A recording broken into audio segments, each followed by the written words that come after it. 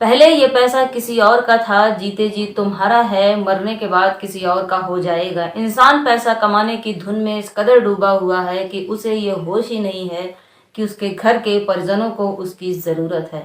बढ़ती उम्र के साथ पैसे की जरूरतें भी बढ़ती जाती हैं, लेकिन इन जरूरतों को पूरा कीजिए, साथ ही साथ अपने घर में अपने होने का एहसास बनाए रखिए। फिर कहीं ऐसा ना हो कि आपके घर का कोई खास ही आपके खिलाफ कोई साजिश रच दे। आज की कहानी भी कुछ इसी प्रकार है। तो नमस्कार साथियों, कैसे हैं आप? मैं हूँ आरची, आज फिर एक नई घटना के साथ। ये कहानी शुरू होती है उत्तर प्रदेश के महानगर कानपुर से। कानपुर में एक शिवली रोड है जिस पर एक शहर पड़ता है जिसका नाम है कल्याणपुर। इसी कल्याणपुर में यूपी पुलिस में सब इंस्पेक्टर के पद से रिटायर एक दरोगा जी रहते हैं। करोड़ों की संपत्ति है, पत्नी का देहांत हो चुका है। एक बेटा है जो अपने बिजनेस के सिलसिले में हद से ज्यादा घर से बाहर रहता है। अब घर की खामोशी दरोगा जी को मन ही मन खलती है। 2020 में वो अपने बेटे ऋषभ की शादी सपना के साथ करा देते हैं। सपना जिस समय घर में बहू बनकर आई थी, पूरे घर में खुशियों की लहर दौड़ रही थी। कुछ दिनों बाद उनका बेटा ऋषभ फिर से बिजनेस के सिलसिले में घर से बाहर चला जाता है। इधर सपना भी हाउसवाइफ की तरह घर का सारा कामकाज संभालती है।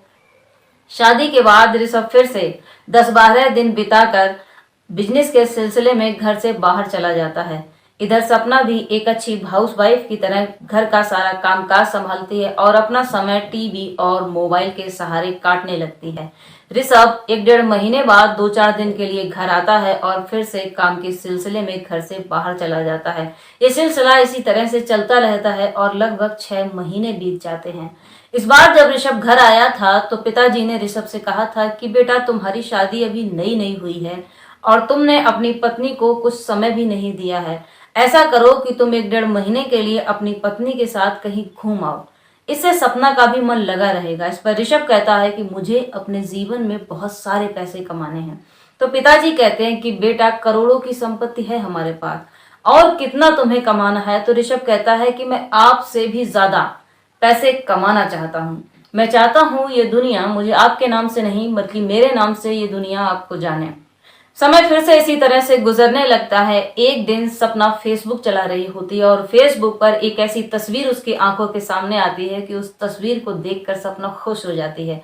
वो तुरंत उस इंसान को फ्रेंड रिक्वेस्ट भेजती है। थोड़ी देर में उधर से रिप्लाई भी आ जाता है। दोनों फेसबुक पर चैटिंग करने लगते हैं। दरअसल वो लड़का कोई और नहीं बल्कि सपना के कॉलेज का एक फ्रेंड था जो सपना के साथ ही पढ़ा करता था। ये लोग अपना नंबर एक्सचेंज करते हैं। अब फेसबुक की बजाय व्हाट्सएप पर चैटिंग करने लगते हैं। अब सपना जब भी अपने काम से फ्री होती है तुरंत राजकुमार से चैटिंग करने लगती है। ये चैटिंग धीरे धीरे फोन में बदल जाती है और फिर दोनों के पास एक दूसरे का फोन आने जाने लगता है। अब फोन पर धीरे धीरे लंबे लंबे समय तक बातें होने लगती हैं और अपनी छोटी मोटी पर्सनल बातें भी एक दूसरे से शेयर करने लगते हैं। सपना का कहीं ना कहीं ऐसा करना लाजमी था क्योंकि ऋषभ ना ही तो उसे टाइम देता था और ना ही उसे फोन पर बात किया करता था। इधर राजकुमार भी सपना से कहता है कि अब बहुत दिन हो गए हैं फोन पर बात करते करते, हालचाल लेते लेते, अब वो एक दूसरे से मिलना चाहते हैं। इस पर सपना कहती है कि ठीक है, जिस दिन तुम्हारा मन हो उस दिन तुम मेरे घर आ जाना। राजकुमार घर आता है, दरोगा जी से मिलता है और सपना से मिलता है। पहले राजकुमार शुरुआत में 10-12 दिन बाद आता था, लेकिन धीरे धीरे बढ़ते समय के साथ राजकुमार दूसरे तीसरे दिन सपना के घर पर आने जाने लगता है। एक दिन दोपहर को दरोगा जी सोकर उठते हैं तो देखते हैं कि आंगन में एक बाइक खड़ी हुई है और बाइक को देखते ही वो समझ जाते हैं कि घर में राजकुमार आया हुआ है। तभी उनकी नजर सपना के कमरे पर पड़ती है। दरवाजा अंदर से बंद था। दरोगा जी खिड़की से झांक कर देखते हैं तो दोनों आपत्तिजनक स्थिति में होते हैं। वो वहां से चुपचाप आते हैं और वापस अपने कमरे में लेट जाते हैं। थोड़ी देर बाद राजकुमार अपनी बाइक लेता है और अपने घर चला जाता है। इसके बाद दरोगा जी उठते हैं और सपना को बुला करके समझाने लगते हैं। कहते हैं कि बेटी, हमने काफी लंबे समय से इस एरिया में अपनी इज्जत को बनाए रखा है। अपनी जरा सी गलती की वजह से मेरी इस इज्जत को उछालो मत। सपना इस बात पर अपने ससुर से माफी भी मांगती है। साथ ही साथ ये भी कहती है कि वो ये बात उसके पति ऋषभ को ना बताए, वरना उसकी शादीशुदा जिंदगी तबाह हो जाएगी। कुछ दिनों बाद ऋषभ जब आता है तो पिताजी फिर से कहते हैं कि ऋषभ, तुम कुछ दिनों के लिए सपना को अपने साथ लिए जाओ, लेकिन ऋषभ इस बार भी मना कर देता है। ऋषभ अपने साथ अपने एक दोस्त को भी लेकर आया था जिसका नाम था सत्येंद्र। ऋषभ सत्येंद्र से मिलाते हुए अपने पिता से कहते हैं कि अब घर की कोई भी छोटी बड़ी समस्या हो तो आप लोग सत्येंद्र से ही कहिएगा, मेरे पास इतना समय नहीं होता है कि मैं घर आकर आपकी छोटी बड़ी समस्याओं को सुलझाऊं। इधर सत्येंद्र की नजर जैसे ही सपना पर पड़ती है वो सपना को पसंद करने लगता है। कुछ दिनों बाद ऋषभ जब चला जाता है तो सत्येंद्र का घर में आना जाना शुरू हो जाता है। राजकुमार ने भी अब घर में आना बंद कर दिया था। धीरे धीरे सपना और सत्येंद्र की नजदीकियां बढ़ने लगती हैं। जो रिश्ता सपना का पहले राजकुमार के साथ था, अब वही रिश्ता सपना का सत्येंद्र के साथ जुड़ जाता है। वो दोनों एक दूसरे से प्यार करने लगते हैं। अब दरोगा जी जब घर पर नहीं होते हैं तो वो दोनों एक कमरे में चले जाते हैं, दरवाजा लगाते हैं और संबंध बनाते हैं। लेकिन इन दोनों को दरोगा जी से भय था, डर लगता था कि कहीं ऐसा ना हो कि इनका राज खुल जाए। इसलिए ये दोनों मिलकर दरोगा जी को रास्ते से हटाने की कोशिश करते हैं और प्लान बनाते हैं। पिताजी पहले से ही बीपी और शुगर की दवाइयां ले रहे थे। सत्येंद्र कहता है कि मेरा एक मित्र है जो आशा मेडिकल स्टोर पर काम करता है, यदि तुम उसके पास जाओ, उसे अपनी बातों में फंसा लो तो वो तुम्हारा काम आसान कर देगा। ये बात सुनकर सपना आशा मेडिकल पर जाती है और उससे बातें करना शुरू कर देती है। वो 1 दिन, 2 दिन, 3 दिन, 4 दिन लगातार उस मेडिकल वाले के पास जाती है, उससे बातें करती है और वापस आ जाती है। धीरे धीरे वो दोनों एक दूसरे के मोबाइल का नंबर ले लेते हैं, फिर फोन पर बातें भी करने लगते हैं। अब कहीं ना कहीं वो लड़का भी सपना को चाहने लगता है। जब सपना को ये यकीन हो जाता है कि ये लड़का उसकी तरफ अट्रैक्ट हो चुका है तो सपना उसे कहती है कि उसे अपने ससुर को रास्ते से हटाना है ताकि वो दोनों आपस में मिल सकें। इस पर वो लड़का सपना को एक ऐसी दवाई देता है और कहता है कि अपने ससुर को बीपी और शुगर की दवाइयों के साथ ये दवाई भी प्रॉपर डेली खिलाते रहो तो कुछ महीनों बाद तुम्हारे ससुर इस दुनिया को छोड़ करके चले जाएंगे। सपना ऐसा ही करती है। अब वो अपने ससुर को अपने हाथों से दवाइयां खिलाती है। ससुर को ये लग रहा था कि उनकी बहू उनकी देखरेख में कोई कमी नहीं रख रही है, हर प्रकार से उनकी अच्छी खासी देखरेख कर रही है। वो कभी कभी अपने बेटे ऋषभ से भी फोन पर बता देते थे कि आजकल बहू हमारी बहुत ही सेवा करती रहती है। धीरे धीरे समय बीतता है तो 3-4 महीने बाद दरोगा जी इस संसार से अलविदा ले लेते हैं। कोई नहीं जानता कि दरोगा जी की मृत्यु कैसे हुई। अब सपना घर में अकेली रहती है। इधर सत्येंद्र का घर में आना जाना था, फिर राजकुमार का फिर से घर में आना जाना शुरू हो जाता है। अब सपना के पति ऋषभ को छोड़कर सपना की जिंदगी में 3 लड़के थे। पिताजी के मरते ही राजकुमार का आना जाना भी घर में शुरू हो जाता है। फिर एक दिन राजकुमार सपना से कहता है कि वो उससे शादी करना चाहता है। सपना का भी मन था कि अब वो शादीशुदा लाइफ अच्छी खासी हंसी खुशी से गुजारे, क्योंकि वो भी इस झंझट से परेशान हो चुकी थी। इस पर सपना कहती है कि शादी के बाद तुम क्या करोगे? तो राजकुमार कहता है कि उसका मन है शादी करने के बाद वो उसे दुनिया घुमाएगा। इस पर सपना कहती है अगर दुनिया घुमानी है तो सबसे पहले मेरे पति को रास्ते से हटाना पड़ेगा ताकि उसकी सारी प्रॉपर्टी मुझे मिल सके। अब राजकुमार और सपना दोनों मिलकर ऋषभ को मारने का प्लान बनाते हैं। घर में आने जाने के कारण राजकुमार की सत्येंद्र से भी अच्छी खासी जान पहचान हो जाती है।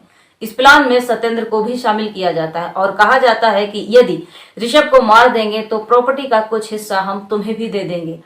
सत्येंद्र उन दोनों की बातों में आ जाता है और ऋषभ को मारने के षड्यंत्र में शामिल हो जाता है। इधर सपना इन दोनों को 4 लाख रुपए देती है और कहती है कि ऋषभ के नाम की किसी को भी सुपारी दे दो ताकि वो ऋषभ को मार दे। कुछ दिनों बाद ऋषभ जब घर आता है तो उसी समय उसे एक शादी भी अटेंड करनी पड़ती है। ऋषभ जब शादी अटेंड करने के लिए शादी समारोह में चला जाता है तब सपना राजकुमार को फोन करती है और कहती है कि इस समय ऋषभ शादी में गया हुआ है, वो भी स्कूटर से। लौटते वक्त समय ज्यादा हो जाएगा और अंधेरा भी हो जाएगा। इसी अंधेरे में ऋषभ का काम तमाम हो जाना चाहिए।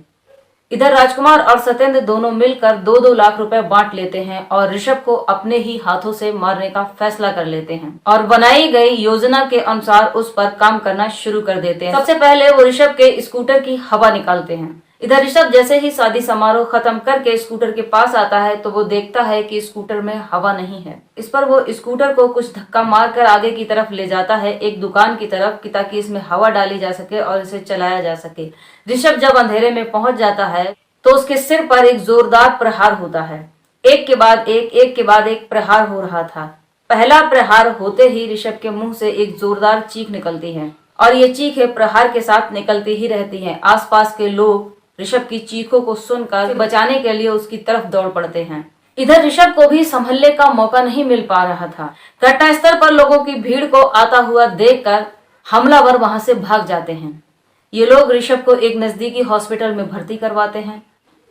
इसके बाद सपना को फोन किया जाता है और कहा जाता है कि आपके हस्बैंड पर अभी अभी एक हमला हुआ है, नाजुक स्थिति है, हॉस्पिटल आ जाओ। सपना हॉस्पिटल जाती है तो पूछताछ के लिए पुलिस वहां पर पहले से ही मौजूद थी। इसके बाद पुलिस सपना से पूछताछ करती है और कहती है, क्या आपको किसी पर शक है कि आपके पति पर किसने हमला किया है? इस पर सपना कहती है कि कई दिनों पहले जब मेरे ससुर जीवित थे तो उस समय हमारे पड़ोसी ने, जिसका नाम है विश्वकर्मा, उसने कुछ पैसे लिए थे। पिताजी ने कई बार पैसे मांगे लेकिन उन्होंने पैसे नहीं दिए थे। हो सकता है उन्होंने ही हमारे पति पर हमला करवाया हो। इस पर विश्वकर्मा जी को गिरफ्तार कर लिया जाता है और धारा 307 के तहत मुकदमा चलाया जाने लगता है। पुलिस बार बार विश्वकर्मा को टॉर्चर करती है कि तुम ये बताओ कि तुमने ऐसा किया क्यों। विश्वकर्मा बार बार यही कहते हैं कि मुझे नहीं मालूम ये सब कैसे हुआ, क्या हुआ। कुछ दिनों बाद इधर ऋषभ को भी हॉस्पिटल से छुट्टी मिल जाती है। अब ऋषभ का इलाज उसके घर पर ही होने लगा था। हालांकि ऋषभ अब घर पर जरूर था लेकिन सपना के दिल में ऋषभ के लिए कोई हमदर्दी नहीं थी, कोई जगह नहीं थी। सपना ऋषभ को पसंद नहीं कर रही थी। अब सपना ऋषभ को खुद ही मारने का फैसला लेती है। वो सोचती है तो उसे याद आता है कि कैसे उसने अपने ससुर दरोगा जी की हत्या की थी। अब वो वही तरीका अपनाएगी और अपने हस्बैंड को भी इस दुनिया से अलविदा करेगी। इस पर वो फिर से आशा मेडिकल वाले लड़के के पास जाती है और अपनी सारी कहानी बताती है। इस पर वो लड़का आशा को एक इंजेक्शन देता है और कहता है कि जिस समय तुम्हारे हस्बैंड को ग्लूकोज की बोतल लगाई जाए उस बोतल में इस इंजेक्शन को डाल देना, लेकिन ध्यान रखना कि आधे घंटे के अंदर इन्हें कोई एंटीडोज नहीं मिलना चाहिए। अगर एंटीडोज मिल गया तो इस इंजेक्शन का असर खत्म हो जाएगा और आधे घंटे बाद कोई भी एंटीडोज दिया जाएगा तो भी इस इंजेक्शन का असर खत्म नहीं होगा। इलाज के चलते ही उनकी मृत्यु हो जाएगी। सपना ठीक ऐसा ही करती है। बनाए गए प्लान के अनुसार सपना ग्लूकोज की ड्रिप में वो इंजेक्शन डाल देती है। जैसे ही इंजेक्शन ऋषभ की बॉडी में जाता है, ऋषभ की बॉडी में एक अजीब प्रकार की हलचल होने लगती है। ऋषभ कहता है, सपना मुझे ऐसा लग रहा है ये इंजेक्शन मेरे शरीर में जाते ही मुझे परेशान कर रहा है। ऐसा लगता है जैसे ये दवाई मेरे लिए खतरनाक है। तुम एक काम करो, डॉक्टर को बुला लो। तो सपना कहती है कि ठीक है, बुला लूंगी, दवाई अभी अभी स्टार्ट हुई है, इसका थोड़ा असर तो होने दो। हो सकता है ये शुरुआत में ऐसा लग रहा हो, बाद में जाकर के। वो तो वैसे भी आधे घंटे होने का इंतजार कर रही थी। ऋषभ धीरे धीरे तड़पने लगता है उस दवाई के प्रभाव से, लेकिन सपना डॉक्टर को नहीं बुलाती है। इसके बाद सपना एक वीडियो कॉलिंग करती है और उस मेडिकल वाले लड़के को अपने पति की स्थिति दिखाती है। मेडिकल वाला लड़का कहता है कि हाँ ठीक है, बस ध्यान रहे कि आधे घंटे से पहले इन्हें एंटीडोज नहीं मिलना चाहिए। धीरे धीरे समय बीत रहा था। 20 मिनट हो गए थे, 25 मिनट हो गए थे। अब सपना ने हॉस्पिटल फोन लगाया और कहा कि इस दवाई से हमारे हस्बैंड की तबीयत बिगड़ने लगी है। सपना इधर अपने हस्बैंड को हॉस्पिटल की तरफ ले जा रही। हॉस्पिटल पहुंचने के बाद इलाज के दौरान ही ऋषभ की मृत्यु हो जाती है। जो उस पड़ोसी विश्वकर्मा पर मुकदमा चल रहा था, अटेम्प्ट टू मर्डर, धारा 307, अब ये मुकदमा हटाया जाता है और हत्या का मुकदमा लगाया जाता है। काफी पूछताछ के बाद विश्वकर्मा ये बात नहीं मानता है कि उसका इस हत्या में कोई भी हाथ है। इसलिए पुलिस को फिर से मजबूरन शुरुआत से सोचना पड़ता है और वो पूरी कहानी को शुरू से फिर से सोचते हैं और फिर से उस घटना स्थल पर जाते हैं, जांच पड़ताल करते हैं। इस पर पुलिस सबसे पहले सर्विलांस की टीम को काम पर लगाती है और कहती है कि जिस दिन ऋषभ पर हमला हुआ था उस दिन कितने नंबर इस एरिया में एक्टिव थे। काफी लंबे समय तक इस बात पर जिद्दोजहद होती रहती है कि कौन कौन से नंबर इस एरिया में थे, कौन कौन से किसके किसके यहाँ रिश्तेदार थे। इसके बाद 2 नंबर ऐसे सामने निकल कर आते हैं जो उस एरिया में थे और उनके कोई एक दूसरे के रिश्तेदार भी वहां नहीं थे। उन दोनों से पूछताछ होती है तो पता चलता है एक लड़का है जिसका नाम है राजकुमार और दूसरा है जिसका नाम है सत्येंद्र। इसके बाद राजकुमार और सत्येंद्र सारी कहानी बताते हैं। सपना को भी गिरफ्तार कर लिया जाता है। फिलहाल अब ये तीनों जेल की सलाखों के पीछे हैं। ऋषभ ने दौलत तो बहुत कमाई लेकिन उस दौलत से न खुद खुश रह सका न ही दूसरों को खुशियां दे पाया। इस कहानी को सुनाने का उद्देश्य आपको परेशान करना, आपको दुखी करना बिल्कुल भी नहीं था, बल्कि आपको जागरूक करना था। तो खुश रहे, खुशियां बांटे और अपना ध्यान रखें। Thanks for watching this video.